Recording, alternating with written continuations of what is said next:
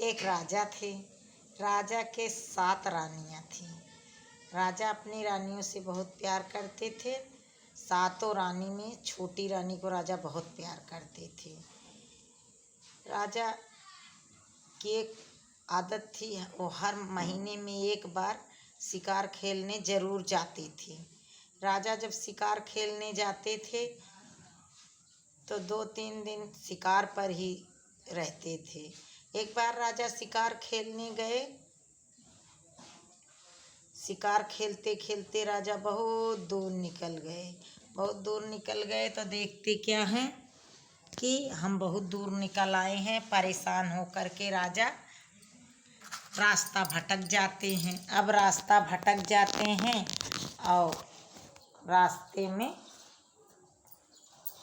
परेशान हो जाते हैं। रास्ता ढूंढने से मिलता नहीं है। राजा ने बहुत कोशिश किया लेकिन वापस ना आ सके। तो वहीं पर एक देखे कुटिया थी। उस कुटिया में जब राजा गए अंदर तो देखे एक बहुत सुंदर सी औरत बैठी हुई थी। वो जादूगरिन थी। राजा उसके पास जब गए बताए, मैं इस देश का राजा हूँ, रास्ता भटक गया हूँ, मुझे आज रात रुकना है। तो बोली कोई बात नहीं राजा साहब, आप रुक सकते हो इस गरीब की कुटिया में। राजा रात में उस कुटिया में रुक जाते हैं। तो जब कुटिया में रुक जाते हैं तो जादूगरिन जो है राजा को अपने जादू से बांध देती है। अब राजा जादूगरिन के जाल में फंस जाते हैं। जादूगरिन से उनको प्यार हो जाता है। जादूगरिन राजा के साथ शादी करके राजा के साथ आ जाती है राजमहल में। अब राजमहल में आ जाती है, जादू से राजा को अपने बस में किए रहती है और राजा से कहती है कि राजा, ये 7 रानियां तुम्हारी बहुत खराब हैं, हमें बहुत बुरी नज़र से देखती हैं, परेशान करती हैं, इनको जो है महल से निकाल दो। राजा जब महल से निकालने लगते हैं रानियों को तो कहती है, राजा साहब जिस नज़र से मुझे खराब नज़र से देखती थी उन आँखों को निकाल करके मुझे दे दो, नहीं तो मैं जो है इन लोगों को ऐसे ही भेज दोगे तो हमारी बुराइयां करती फिरेंगी आपकी और मेरी। राजा सोचते हैं सही बात, इनकी आंखें निकाल लूँगा तो ये अंधी होकर के इधर उधर भटक के मर जाएंगी। यही सोच करके राजा 7 रानियों की आंखें निकलवा लेते हैं। आंखें निकलवा लेते हैं, 7 रानियां अंधी हो जाती हैं।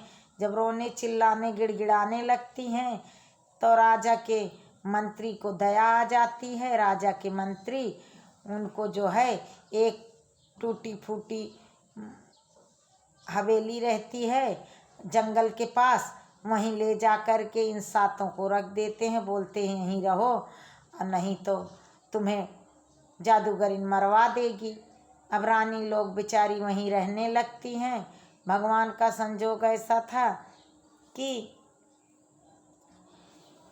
7 रानियां गर्भ से रहती हैं।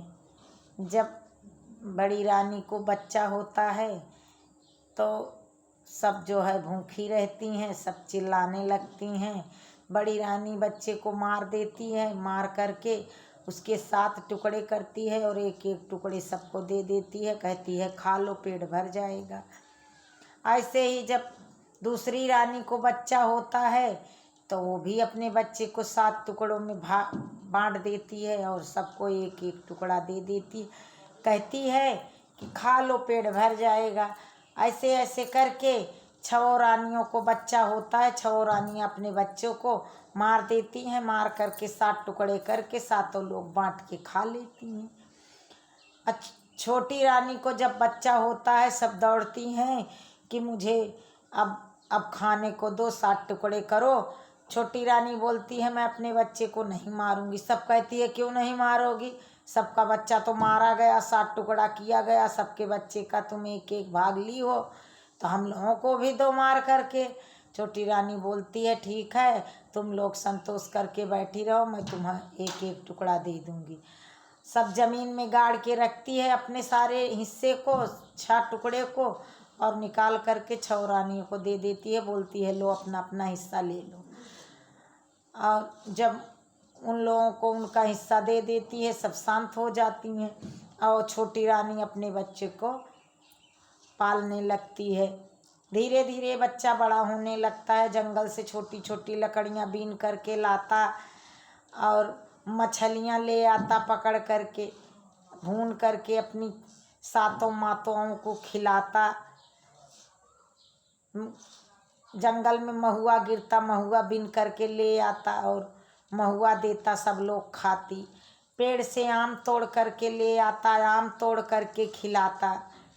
ऐसे ऐसे अपनी माँ को, 7 माँ को पालने लगा। बेटा बहुत होशियार था। अब वो थोड़ा बड़ा होने लगा तो जंगल से बहुत सारे फल तोड़ तोड़ के लाता है, अमरूद, आम, अनार, सेब।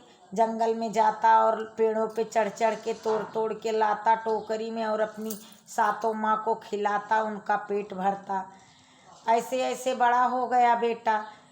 जब 12-13 साल का हुआ तो जब बाहर बच्चों के बीच में खेलने जाने लगा तो गांव के बच्चे उससे देखते, बोलते तुम्हारे मम्मी पापा कौन हैं, तुम किसके बेटे हो, तुम कहाँ से आए हो। बच्चे कहते और उससे लड़ाई करने लगते, उसे चिढ़ाने लगते। वो आता तो रोते हुए आता, बोलता माँ मैं किसका बेटा हूँ, माँ मेरे पिता कौन है, मेरा घर कहाँ है। माँ बोलती बेटा तेरा घर यही है, मैं तुम्हारी माँ हूँ। लेकिन उसे संतोष ही ना होता था, हमेशा पूछते रहता था। एक दिन जिद करके बैठ गया, बोला माँ मैं आज जा रहा हूँ जो है नदी में कूद करके अपनी जान दे दूंगा, तुम बताती नहीं हो मेरे पिता कौन है, मैं किसके घर का हूँ, मैं किसका बेटा हूँ।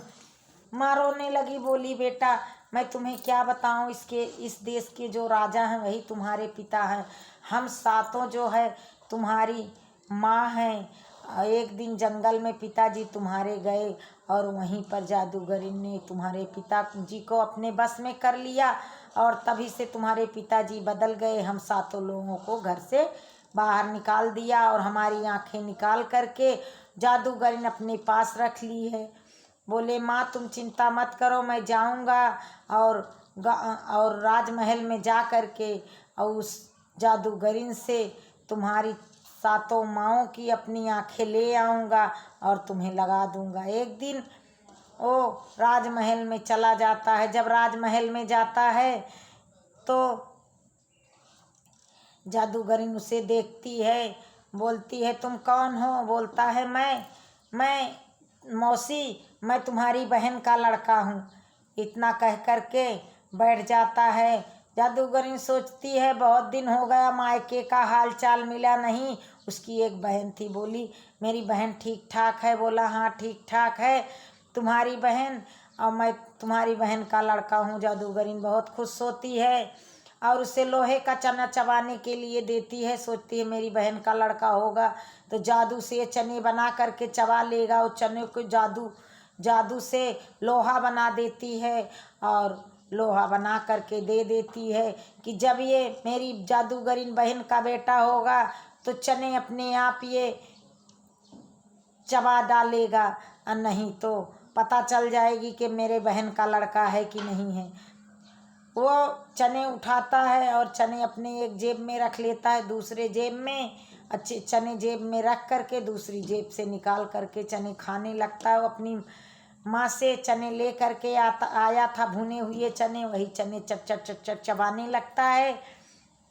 लगता है। तो जादूगरीन सोचती है हाँ ये तो मेरी बहन का ही लड़का है। खुश हो जाती है, उसे अच्छे से खाना बनाती है, खिलाती है और प्यार से बिस्तर लगाती है, सुलाती है अपने पास। जब अपने पास सुलाती है तो रात हो जाती है तो देखता है कि किसी का सब कमरे में जाता है और देखता है कि यहाँ क्या है मौसी।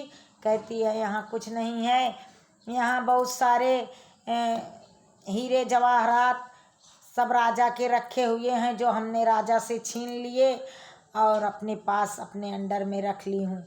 ताला खोल करके देखता है तो बहुत सारे हीरे जवाहरात थे, सोने चांदी थे। देखती है धन दौलत पड़ा रहता है, सब चीज़। एक कमरा खोलता है तो उसमें देखता है उड़न खटोला रखा हुआ है। बोलता है उड़न खटोला ये किसका है? मौसी बोलती है मेरा है। एक कमरा खोलता है तो देखता है उसमें एक तोता बैठा है। बोलता है मौसी ये तोता कैसा है? बोलती है ये तोते में मेरी जान बसती है। मुझे कोई मार दे तो मैं मरूंगी नहीं, और इस तोते को कोई मारे तो मैं मर जाऊंगी। इसीलिए मुझे ऐसे सामने से कोई भी मार सकता है, लेकिन तोते को क्या जाने कोई, मैं इसको पिंजड़े में बंद करके यहाँ रखती हूँ। राजकुमार खुश हो गया, बोला ठीक है। फिर जाता है, देखता है कि आंखें निकाल करके ऐसे पानी में करके डिब्बे में करके रखी हुई थी, सजा करके उसकी सातों माँ की आंखें। बोलता है ये आंखें किसकी है? मौसी बोलती है ये सातों रानियों की आंखें हैं, जो राजा से हमने कह करके निकलवा लिया था और पानी में रख दिया है। ये ताजी बनी हुई हैं। बोलता है कि ये ताजी बनी, उनके फेंक दो, रखी क्यों? वो बोलती है कि रखी हूँ बेटा, ताजी बनी हुई है, अगर मैं जिस दिन चाहूँ उस दिन उन सातों को आंखें लगा सकती हूँ। बोलता कैसे लगा सकती हो? बोलती है कि मंत्र पढ़ के ऐसे करके लगा दो तो आंखें लग जाएगी। बोलता है कौन सा मंत्र मौसी? तो बता देती है। बोलती है ऐसे ही करके लगा दो तो लग जाएगी आंखें, वो देखने लगेंगी। बोलता है ठीक है मौसी, और जा कर के दोनों सो जाते हैं। जब वो सो जाती है तब उड़न खटोले पे बैठ जाता है, और उड़न खटोले पे बैठ कर के पिंजड़ा ले लेता है हाथ में, और आंखें ले लेता है उड़न खटोले पे बैठ कर के, और जाने लगता है। जैसे ही तोते को ले करके उड़न खटोले पे बैठ के जाने लगता है, उसकी डायन की आँख खुल जाती है जादूगरनी की, और वो जोर से दौड़ती है, और दौड़ करके वो आग छोड़ती है कि जल जाए, और जल करके ये मर जाए। जब वो आग छोड़ती है तो वो पानी बरसाने लगता है, पानी बरसा देता है तो आग बुझ जाती है। जब वो दौड़ करके खाने दौड़ती है तो तोता की टांग पकड़ करके तोड़ देता है। जब तोता की टांग पकड़ करके तोड़ देता है तो तोता जो है लंगड़ा हो जाता है, तो वो भी लंगड़ी हो जाती है। फिर वो हाथ पकड़ करके तोड़ देता है, हाथों से अपाहिज हो जाती है। फिर मुंडी मसक देता है और जादूगरिन मर जाती है। तोता मर जाता है, जादूगरिन मर जाती है, और आंखें ले करके उड़न खटोले से अपनी सातों माँ के पास पहुँच जाता है। उनकी आँखों में लगा देता है मंत्र पढ़ के, और जल से धो करके उनकी आँखें एकदम बिल्कुल ठीक हो जाती है। सातों माँ अपने बेटे को गले लगा लेती हैं। तो उसी उड़न खटोले पे बैठा करके माँ को राजमहल में ले करके आता है। राजा बहुत बीमार और बूढ़े हो गए थे, एकदम हड्डियों का ढांचा बन गए थे। एक कमरे में राजा को बंद किए रहती है। राजकुमार जाता है और राजा को कमरा खोल देता है, राजा को निकाल करके बाहर लाता है। राजा की 2 दिन 3 दिन खूब सेवा पानी होती है, सातों रानियां मिल करके करती हैं। राजा एकदम ठीक हो जाते हैं, अपना राजकाज संभालने लगते हैं और घर में अच्छे से रहने लगते हैं। राजा का फिर से राज लौट आता है, सातों रानियां अपने घर में रहने लगती हैं। राजकुमार खुशी खुशी अपने घर में रहने लगता है। उसे अपना पिता मिल गया था, नाम मिल गया था और राज्य मिल गया था। अब राजकुमार बहुत खुश था, सातों रानियां भी बहुत खुश थी।